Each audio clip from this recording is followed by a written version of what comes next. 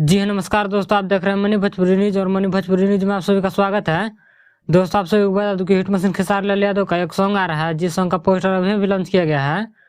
जैसे कि आप लोग स्क्रीन पर देख सकते हैं, काफी कमाल का पोस्टर लग रहा है। दोस्तों, आप सभी को बता दूं कि इस पोस्टर में खेसारी लाल यादव के साथ में सपना चौहान नजर आ रही है।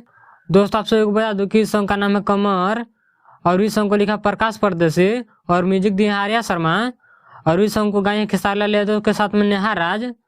दोस्तों, आप सभी को बता दूं कि इस वीडियो में काम किए हैं खेसारी लाल यादव के साथ में सपना चौहान, जो कि काफी कमाल के एक्ट्रेस हैं।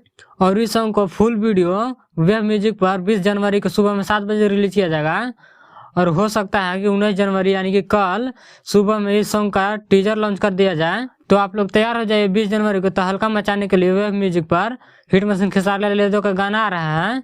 तो इस वीडियो में इतना ही। इस वीडियो के बारे में क्या कहना चाहते हैं कमेंट करके जरूर बताएं और मेरे चैनल पर नए हैं तो चैनल को सब्सक्राइब कर लें, ताकि ऐसा ही हिट मशीन खेसारी लाल यादव से जुड़ी सारी छोटी बड़ी खबरें आपको सबसे पहले देखने के लिए मिले। तो मिलते हैं अगले वीडियो में, तब तक के लिए जय हिंद।